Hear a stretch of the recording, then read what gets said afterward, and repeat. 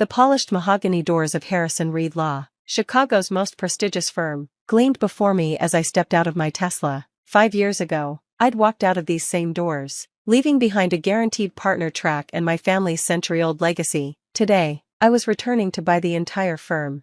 Ms. Harrison? My assistant Jade's voice came through my earpiece. The board is assembled in the main conference room. Your father just arrived.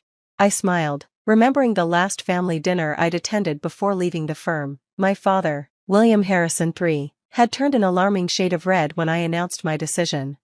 Walking away from Harrison Reed? He'd thundered, while my mother clutched her pearls and my brother Marcus smirked into his bourbon. 3 generations of Harrisons built this firm, Catherine, and you want to throw it all away for some computer program? Now, standing in the lobby where my grandfather's portrait still hung, I straightened my Armani blazer and touched the tablet in my hand. On its screen, Jurasai's latest valuation flashed, $4, $2 billion. Send the final acquisition papers to the board, I told Jade, and make sure the press release is ready. The elevator ride to the 40th floor gave me a moment to reflect. 5 years ago, I was drowning in manila folders and billable hours, watching junior associates burn out trying to manually review thousands of documents for each case. There had to be a better way.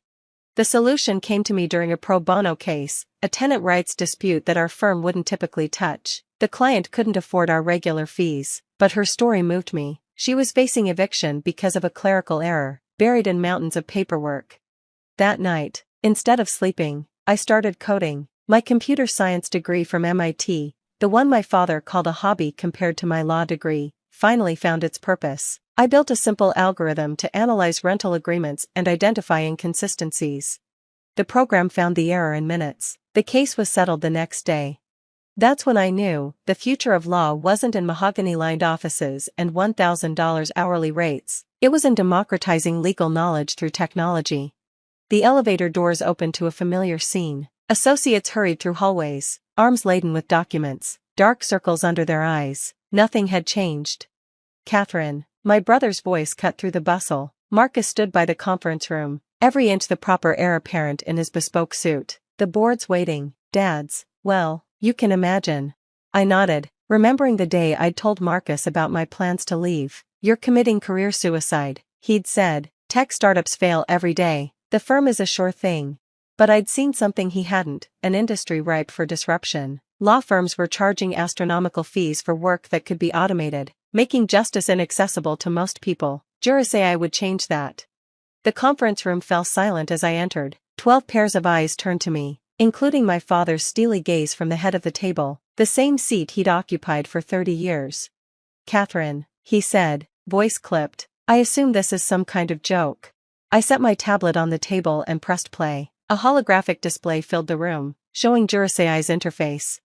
Over the past 5 years, I began. Jurasai has processed more than 2 million legal documents. We've assisted in 300,000 cases, with a 98.7% accuracy rate. Our AI can analyze precedents, draft contracts, and identify legal issues faster and more accurately than any human team. Parlor tricks, my father scoffed. Real law requires human judgment. I smiled, tapping my screen again. Let's test that theory. I had Jurasai analyze Harrison Reed's last 1,000 cases.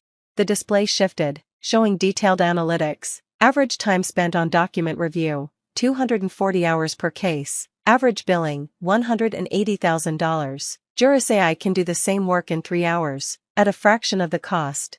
Marcus leaned forward, frowning. Our clients pay for expertise, not speed. Do they? I pulled up more data. Your client retention rate has dropped 40% in the last 2 years. Small and medium businesses can't afford your fees. Even major corporations are looking for alternatives.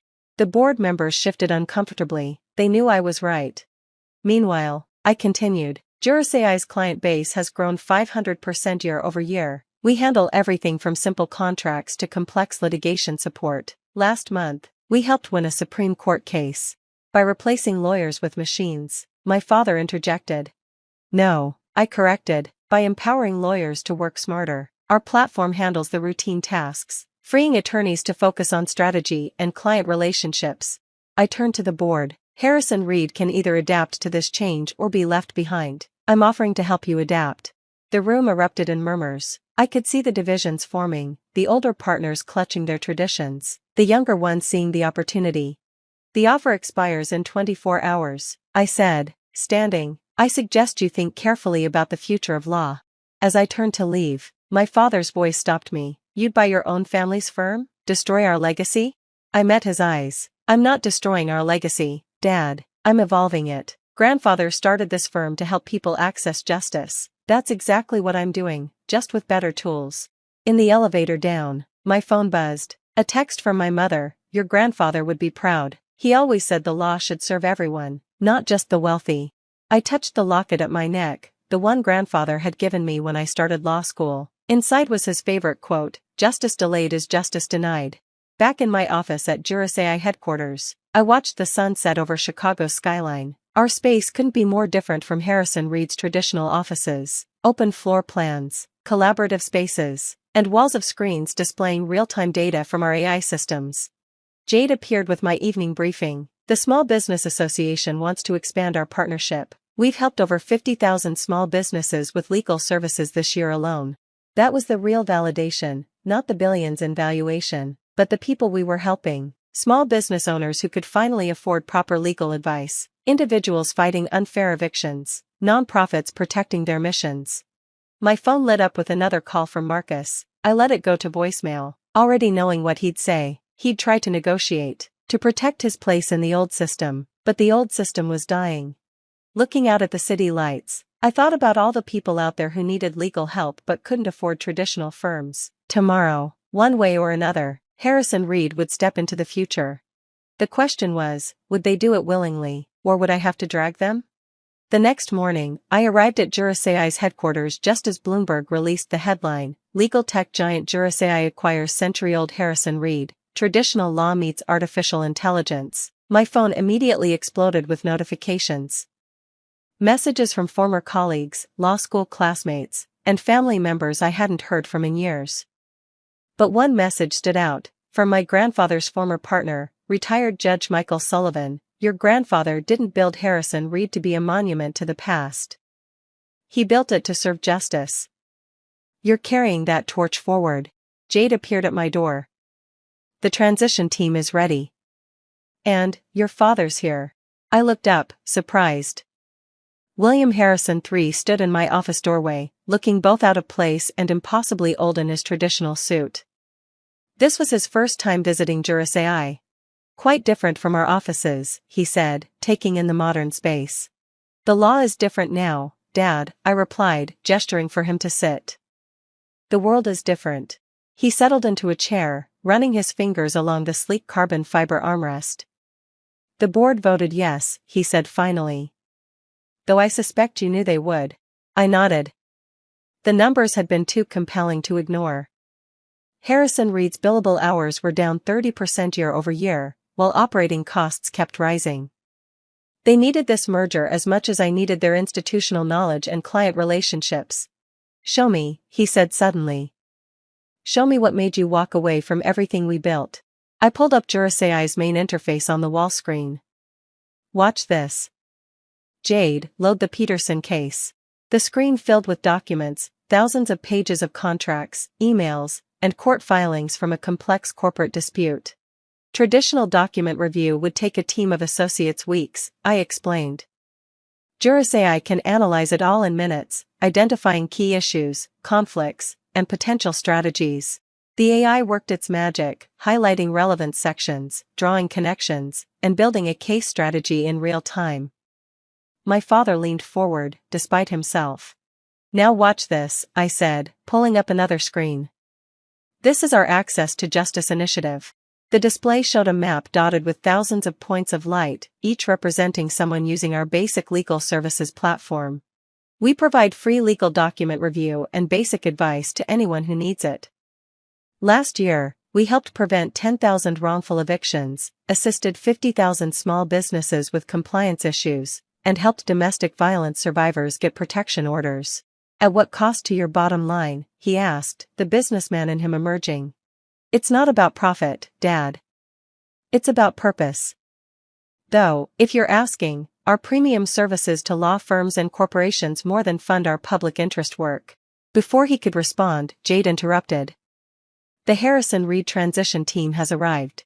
The next few hours were a blur of meetings, as we began the delicate process of merging a century-old law firm with a cutting-edge tech company. Some partners were enthusiastic, others resistant. Change is never easy, especially in law. By evening, I was back in my office when Marcus appeared. So, he said, dropping into a chair. What happens to me in this brave new world of yours? I studied my brother, seeing past his expensive suit to the uncertainty beneath. That depends. Are you ready to learn something new? He laughed harshly. You want me to become a programmer? No, I said, pulling up another display. I want you to help me bridge the gap between traditional law and legal tech. We need people who understand both worlds. Over the next hour, I showed him how Juris AI could enhance rather than replace human lawyers. His eyes lit up when he saw the potential. This could actually work, he admitted finally. It already is working, I replied. Look at these numbers. I showed him our latest statistics, 90% reduction in document review time, 70% cost savings for clients, 99% accuracy rate in contract analysis. But more importantly, I showed him our impact metrics, millions of people accessing legal help who never could before. Weeks passed as we integrated Harrison Reed into Juris AI. The transformation wasn't just technological, it was cultural. We were creating something entirely new, a hybrid organization that combined the best of both worlds.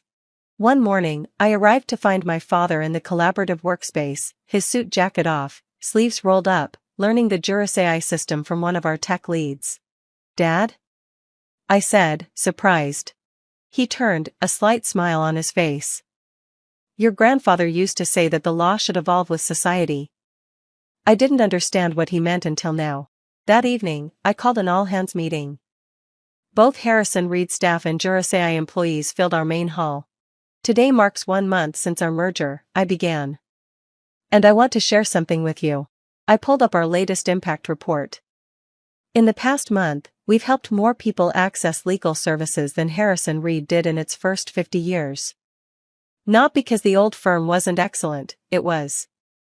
But because we found a way to scale that excellence, to make it accessible to everyone. The room was silent, traditional lawyers and tech experts alike taking in the implications. This isn't about replacing lawyers with machines, I continued. It's about empowering lawyers to help more people. It's about making justice accessible to everyone, not just those who can afford $1,000 an hour. I switched to a new display, showing our global impact map. Next month, we're launching in Europe and Asia.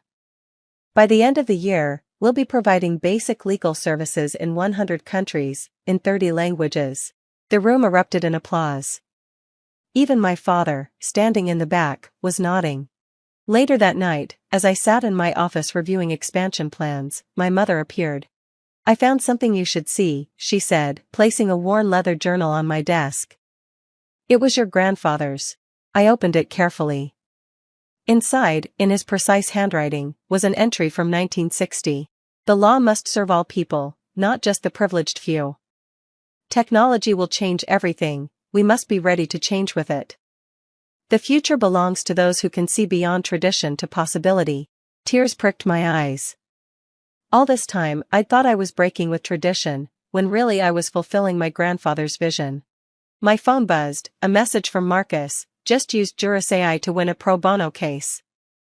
Never felt better about being a lawyer. I smiled, thinking of how far we'd come. The old guard was learning to embrace change, while the tech team was learning to appreciate legal tradition. We were creating something unprecedented, a true bridge between law and technology. A week later, I stood on stage at the American Bar Association's annual conference, delivering the keynote address. The future of law isn't about choosing between human expertise and artificial intelligence, I told the packed auditorium. It's about combining them to serve justice better than either could alone. I glanced at the front row, where my father sat next to our lead AI engineer, both nodding in agreement.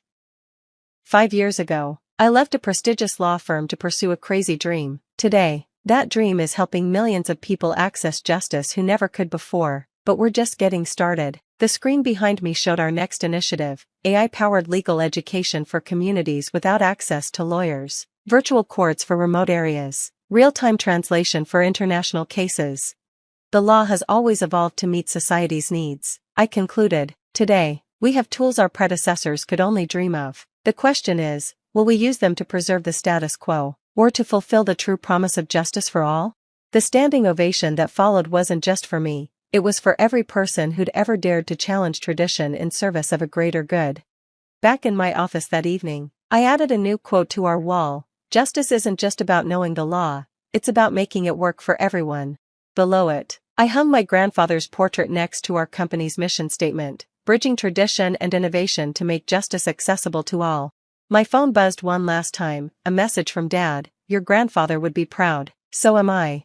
If you've ever stood at the crossroads between tradition and innovation, ever faced criticism for seeing a future others couldn't imagine, or ever had to choose between the safe path and the right one, remember this: sometimes the greatest respect we can show to tradition is to help it evolve. Subscribe if you want to hear more stories about transforming industries and challenging conventions, because every revolution starts with someone crazy enough to question the way things have always been done. Remember, the future belongs to those who can bridge the gap between what is and what could be. What will you bridge?